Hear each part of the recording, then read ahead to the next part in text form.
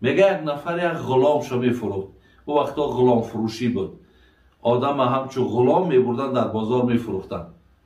دید که بسیار یک غلامی با قد و قامت و بسیار با سر سیکای اصلا اونها را برای کار کردن میبردن.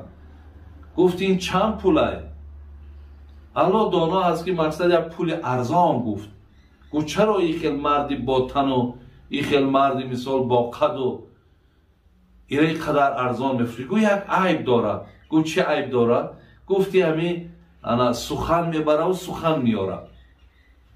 خیلی مرد میگه گفت من در خانه گفتی را مقصد همیشه در کار مشغول میکنم.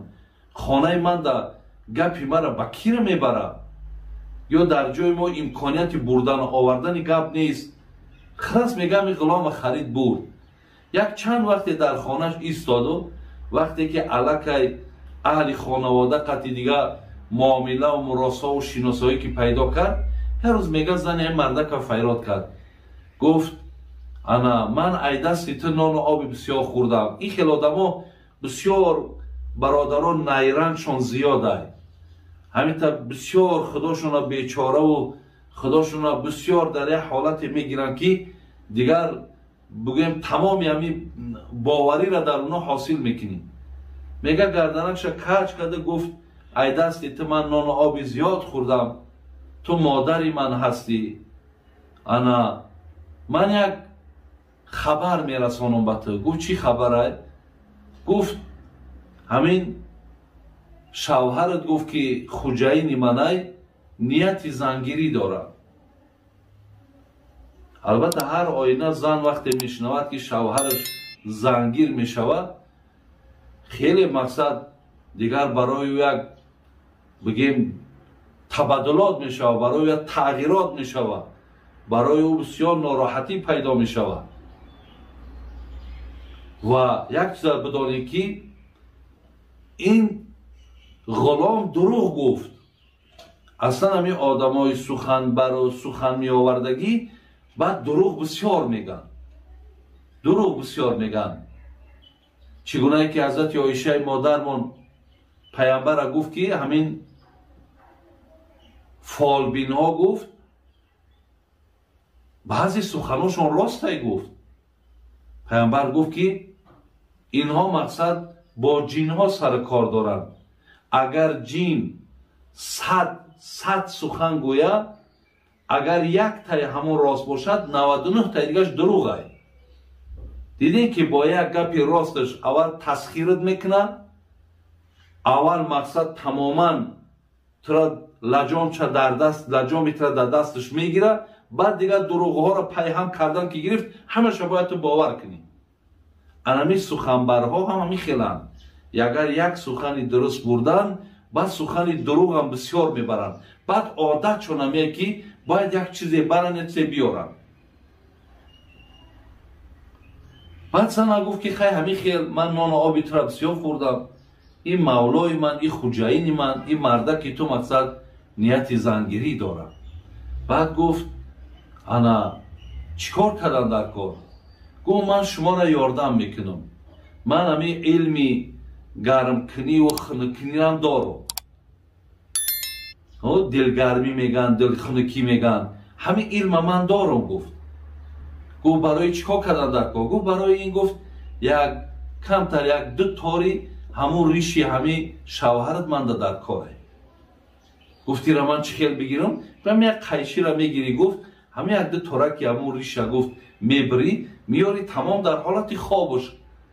زن گفت میلش ای ایجا خیسته رفت پیشی مولاش بگه پیش شوهر ای زن.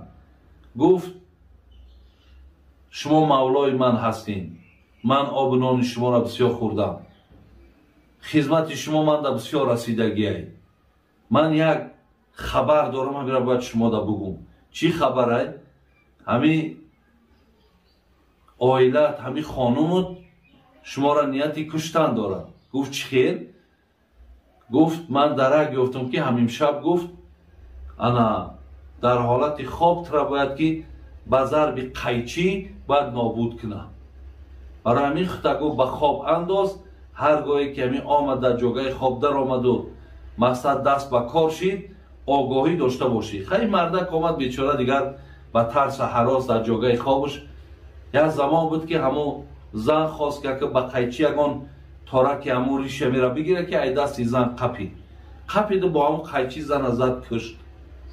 аслан вақте ки дар он мардум мега ҳамин аз ду тараф қабилаҳо бо якдигар ҷанг мекарданд. қабилаи зан омад таҳқиқ кард ки мардаки зана куштай ду қабила бо якдигар ҷангиданд. мега дар ҳамин ҳодиса 100 нафар кушта шид. баъд соҳиби қисса мега ҳамаи бадбахти анамун суханбару суханёр буд ки ҳамин кора карданд. яъне як сухани ҳаму сари 100 одама аз байн бурд, хуни 100 одам рехта шид. барои ҳамин кор бисёр кори шум аст ки пайғамбармонам ба пеш қабр гузашт, дид ки ҳамун ду қабр дар азоб. якташ ҳамин одаме буд ки барои муносибати мову шуморо вайрон кардан сухани мара пеши шумо мебаранд, ай шуморо бо пеши ман меоранд. анамин чизҳоро хеле бародаро мо аҳамият битем. алло раҳмат кунад ҷаноби имом шофиира, ҷаноби мақсад инҷада ҳасани басриро вақте ки пешон сухан меоварданд мегуфтанд ки шайтон аз ту да дигар нафаре наёфт ки ҳамин сухана бигири биёрӣ. дигарш мегуфт ки мақсад ҳамон одамеро ки номша гирифтӣ ҳамун як тире буд ба тарафи ман зада буд, лекин дар ман нарасида буд. алҳол ки ту ҳамонро овардӣ бар ман расонидӣ, маънои ҳамонро дорад ки ҳамун тир дар ман расид. халас онҳоро як хел ҷавобҳое медоданд ки ҳамонҳоро мақсадшон ин буд ки пешгирӣ кунанд, дигар ҳамин корро накунанд ки ҳар оина муносибатҳоро вайрон мекунанд.